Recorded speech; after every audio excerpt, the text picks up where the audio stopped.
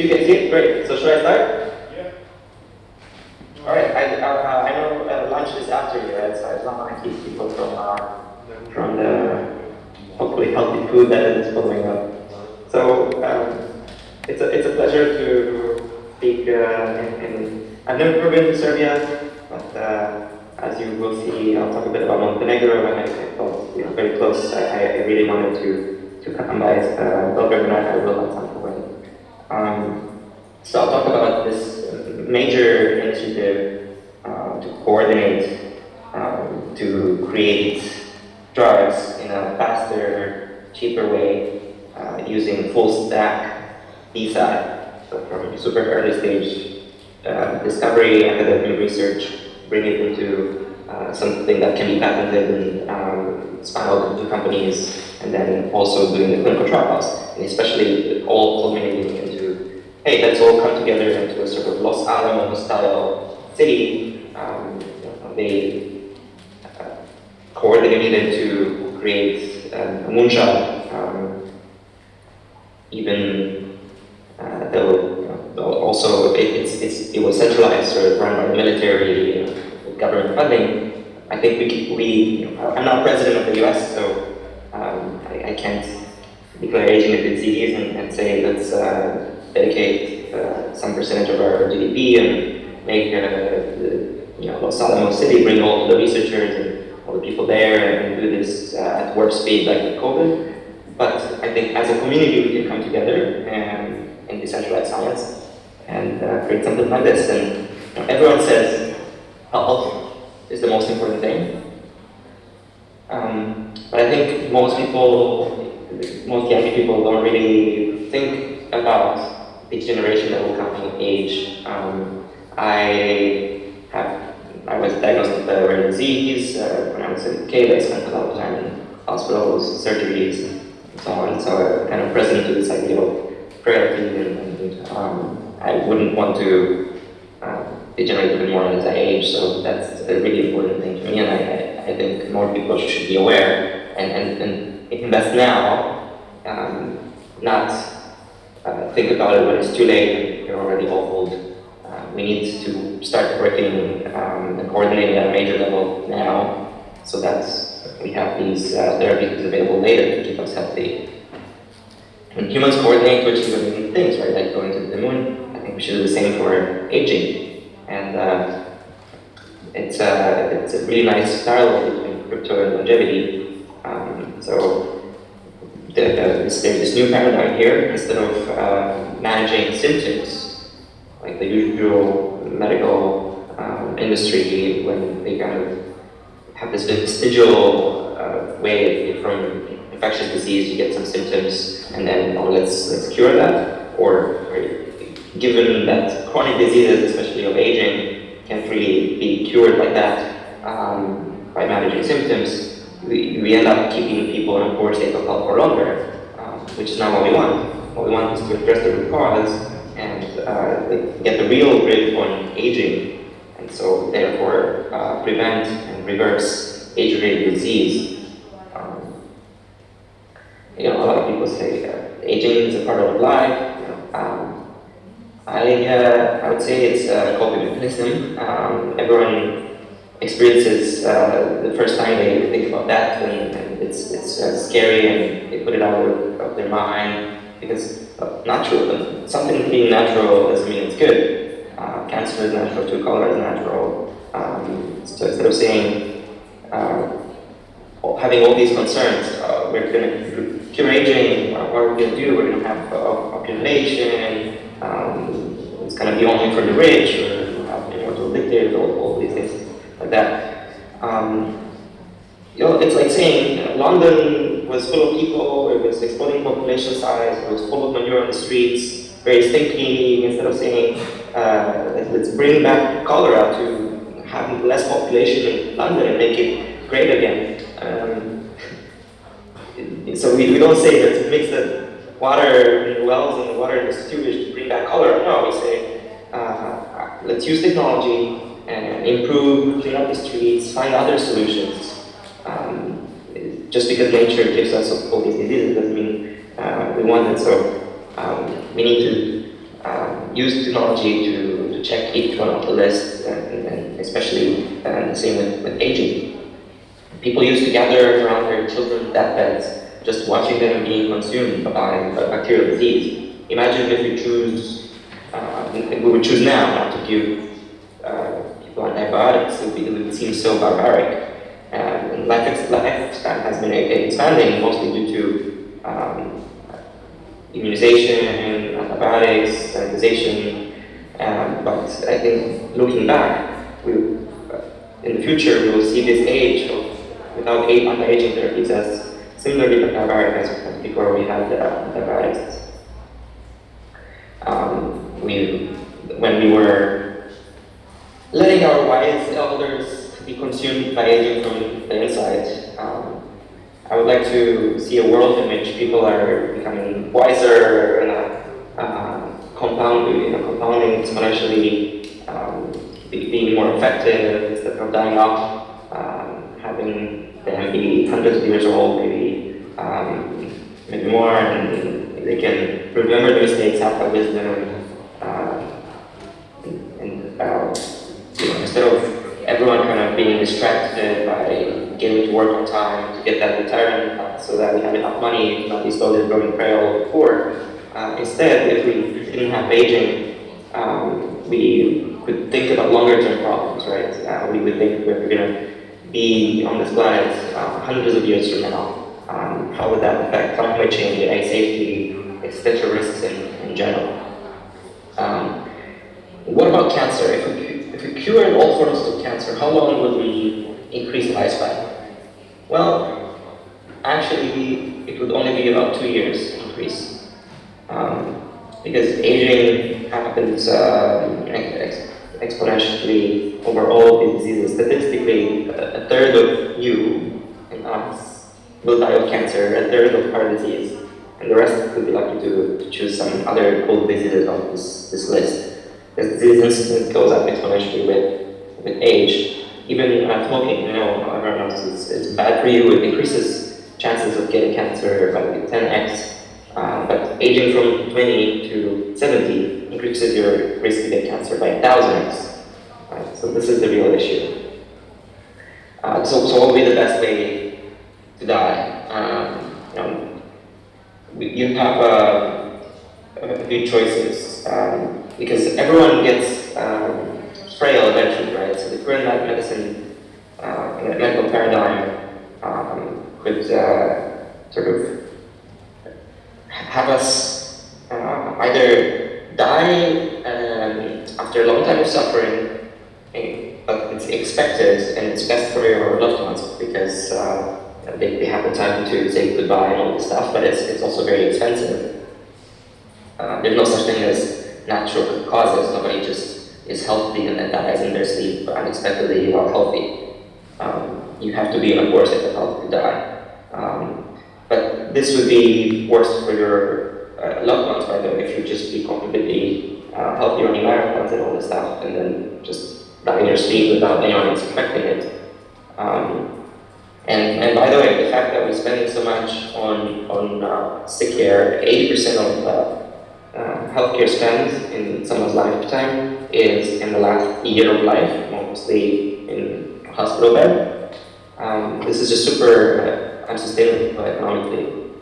We have already more people over 65 than under 5 in the world. Most people under 5 are actually in the developing nations, in Africa right now. Just in the rich nations, unfortunately, you don't have any kids. It's even worse in the sense of you will end up with like one 25-year-old for every 10 75-year-olds. It's going to collapse as this inverted pyramid. The young people that when we grow up, grow old, right? The young people will not be able to sustain our pensions and take care of us. A much better paradigm would be keeping people healthy and viable and youthful, strong in the workforce, right? And extending the healthy part of life. Ideally without a limit, because if you extend the healthy part, you also push out death. So the third option would be rage against the dying of the light. Do not go gently into that good night. Dylan Thomas poem that I love. So aging is malleable. It's been slowed and reversed in lab animals by dozens of interventions by pharma interventions. And there are a lot of promising approaches. Already great with ending aging, the book that sense strategies for engineering negligible senescence, this damage repair approach, and there's cellular reprogramming, tissue replacement, continuous hormonal rebalancing. I can say a few words about each one. So this one, there are already some startups that are quite advanced with this approach. Instead of trying to make metabolism run more smoothly, slow down accumulation of damage, and instead of coming when you already are sick and try to manage your symptoms, rather you look at the damage that's accumulating and you just reverse that, just like we do with cars. When the filters get clogged, we kind of replace the clean out the pipes and all this stuff, replace parts and so on. Cellular reprogramming is one of the most exciting paradigms now, which there's these transcription factors, these genes that you can inject and make a cell younger, and it's Nobel Prize winning research by Shinya Manaka for over a decade being used to create stem cells all the time. Now, the partial part is 2014 or 16, I think it's been done to make cells not all the way to stem cells, a little bit younger. And there are big companies with billions of dollars funded here. And I think even though those things are promising, they might take a long time. So replacement is sort of something that we can. We know that we can replace organs, but also why not replace whole bodies, right? Just one interesting thing is to make a non-sentient clone, take your head and put it on a new body, and then what do you do about the brain? Well, you can also progressively replace tissue in the brain. For example, when someone has a stroke and there's some tissue that died, you can take that, put new tissue in, and the brain assimilates it. And so over time, it's like kind of a ship of Theseus. You can put more grafts and have a new brain over some number of decades. And also, one promising thing is continuous hormonal rebalancing, like we do with people that have diabetes. We can have a sensor that senses what's going on, and then an insulin pump that injects what you need. So you could do the same for many hormones, or even more so. There's a startup that we do at Italia, which some of you probably heard about. We had a lab that we gave a grant to just create an old salon. We turned it into a lab with lots of equipment, and now it's a company that raised money, and they're just doing implants initially. Initially as toys, implanting things like chips to open your door or your car or something like that. Maybe LEDs and so like kind of things that are under your skin and so on, just look like toys, but they can also sense various things in your body, potentially edible drugs and so on. I'm quite excited about that. It's not talked about much. And many other approaches like bioelectricity and so on. I keep hearing about new things all the time. And as a backup, if it's a bit too late for some of us, we can just pause aging, put people into biostasis, bring down the temperature with cryoprotectants, and store people at minus 100 something degrees, because biology stops. So you can then later on bring them back and hopefully bring them back and fix whatever was the problem with them when we have more technology. So I'm a founding steward of VitaDAO. It's an online community that can come together for a common goal. We deployed millions of dollars into many projects, but we can't have online medicine. The status quo of clinical trials is quite slow and expensive and really doesn't make much sense. So we need to give people real medicine in a real location, not just an online DAO. Can you say that again?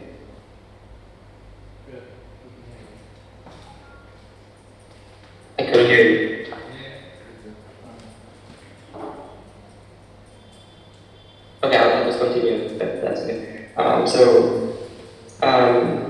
Regulations are a huge bottleneck. There's this paternalistic, monopolistic approach, creating this invisible graveyard of people that die waiting for medicine.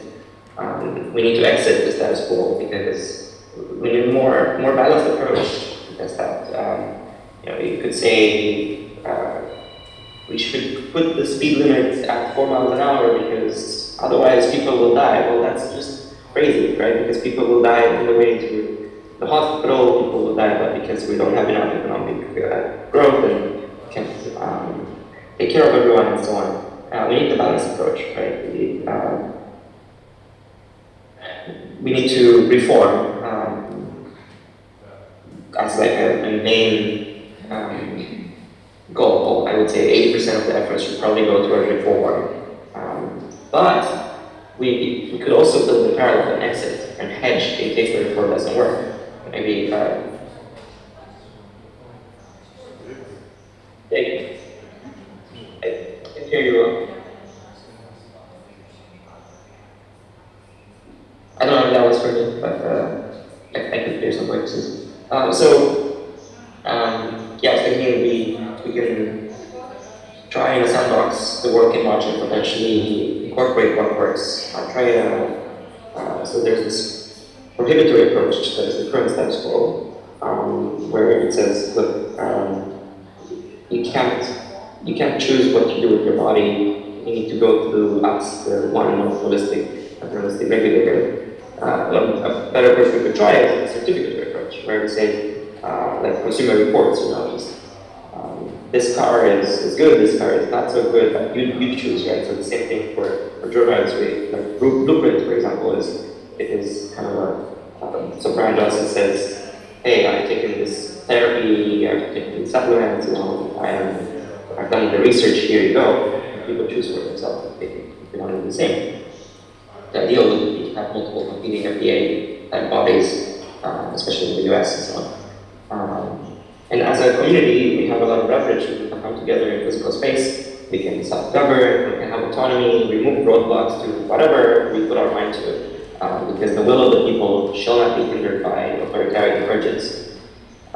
We would have legitimacy. It's by the people, for the people, and we can benefit from the basic research we do, from the health that's created.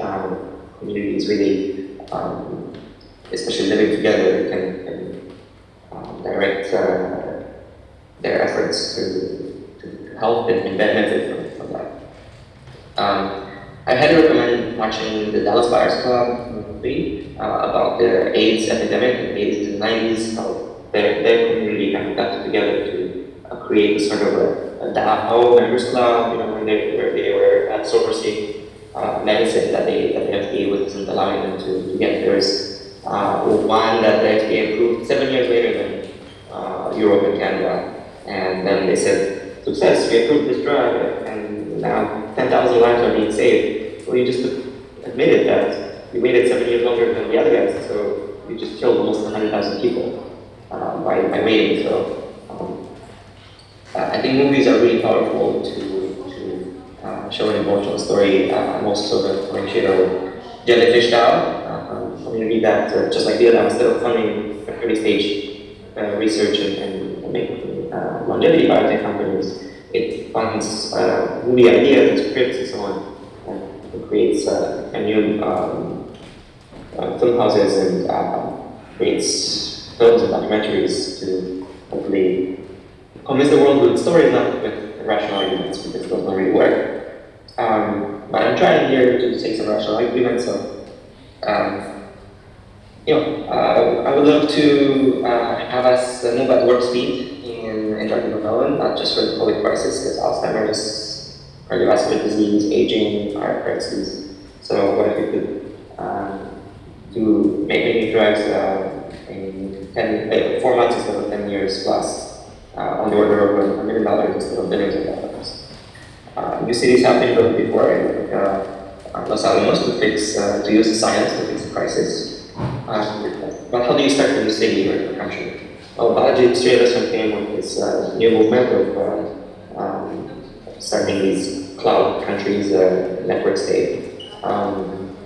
And still, how do you go from like an online DAO to having crowdfunding territory that gets recognized as sovereign? Well, I think there's a big gap. So as an MVP, you can start by stepping one order of magnitude further than living expenses and one order of magnitude further than conferences in both number of people and duration. So we thought,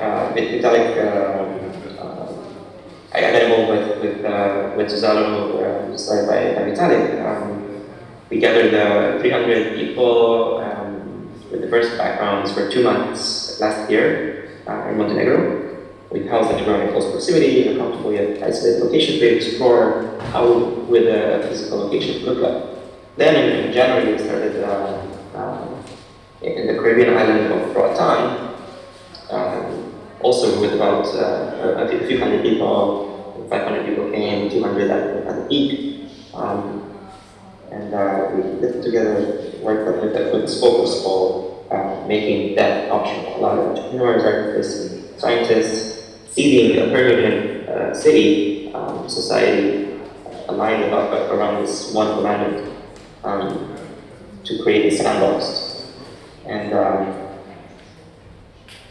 now there's more locations we could go. So I'm now in Zanzibar. I'm excited about this location. There is the government here is a lot more open to innovation, and there's already a special economic zone that has the autonomy similar to the one in Roatan in the Caribbean, in Honduras. And also, Montenegro is still a great potential location. And then, of course, there's a bigger list of governments that I'm excited about working with. So I started wanting to have an impact in the field, but thinking it would be hard and boring. I was in computer science, not biology. And then I thought, okay, this looks really feasible.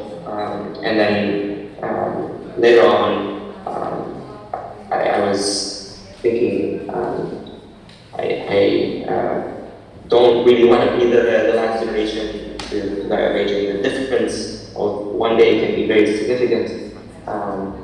It's 110,000 lives die every day, by the way. So you could be one of those if you sort of make it more likely that if you bring it closer, you save potentially millions of people if you just bring it in a few days closer to when we have those therapies. But also you could be one of the ones that make it. And then I realized also it's really fun to work with this. And we're not talking about immortality, having some kind of instant cure that will make everything perfect. We are talking about getting drugs such that we can live a bit longer, and then in that time that we have, we innovate more and so on. Mentioned have this escape velocity, never really degenerating enough to die. So you have two options. Option one, you're welcome to engaging. Option two, you do another random fun side project. Option one, you can do then more projects. Option two, you're dead. So option one seems like a lot more interesting to me. Thank you for listening. I would love to have an interactive. If you have a few more minutes, I'd love to answer questions or any concerns, ideas, feedback.